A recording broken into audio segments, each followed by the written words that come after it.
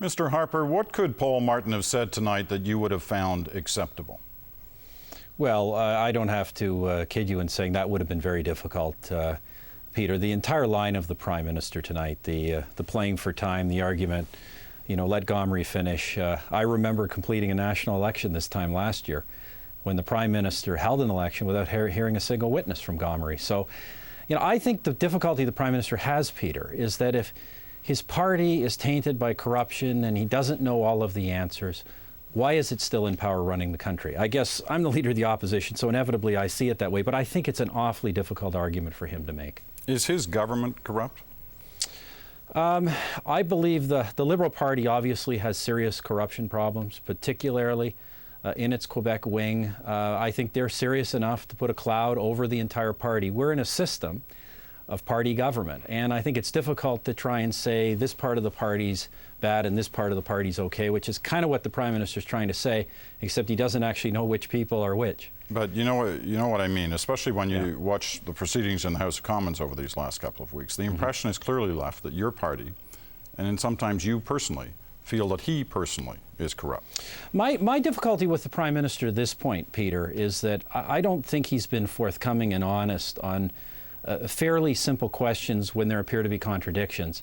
My instinct is when somebody doesn't answer questions, even simple and fairly innocuous questions, in a straightforward manner, there may be something else.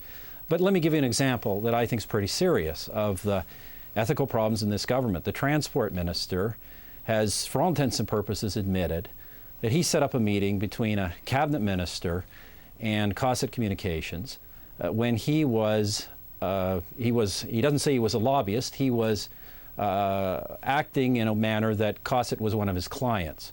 Now, he says he wasn't paid for that, he was being paid for something else, but frankly, that's a pretty serious violation of the Lobbyist Act, and I couldn't get the Prime Minister to answer a simple question of whether he agreed with this, whether he was even aware of it. And I'm frustrated by the lack of forthrightness. When you're under the kind of cloud the Prime Minister admits his government is under, I think you would use every opportunity to be as forthright as possible. Did anything happen tonight that changes your feeling?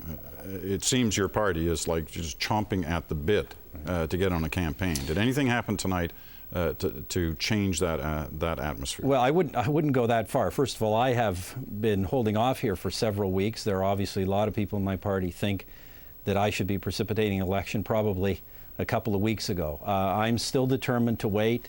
You're still really open to the idea of waiting? I'm still determined to wait, at least during the break we're going to have, to listen to Canadians. And how will you do that? How will you actually listen to Canadians? Well, you know, we have all kinds of ways. We go on talk shows. We do have polls, although I hate to over-rely on them. I hear from the party people. I travel around the country. When you see the polls, we'll get our own sense. I guess one thing I would say, Peter, to be frank, is when a Prime Minister comes on and begs that the election can be any time but now. Obviously, as an opposition leader, that makes me awfully suspicious that now may be the right time. Are you cautioned at all by the sense in the public polls that Canadians don't want one now? Do you believe that? Well, the polls are contradictory on all these things. You know, on the one hand, you ask people a question, do you want an election? They say no. They may say no to that at any time. On the other hand, 3/4 of Canadians are saying they want a different government. So, you know, I think we have to react cautiously.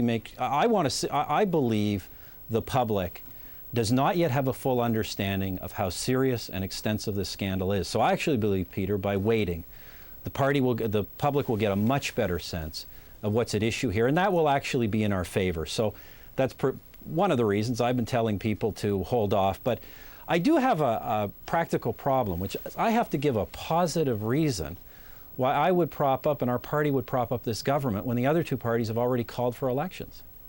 All right, we'll leave it at that. As you say, interesting times. Yep. One assumes that will be clear within the next few weeks. We'll know election or no election? I think you'll know that pretty soon. We don't want a summer election, so everybody's going to have to make their decision, I think, in the next little while. All right. Stephen Harper in Ottawa tonight. Thanks very much. Yeah, thanks.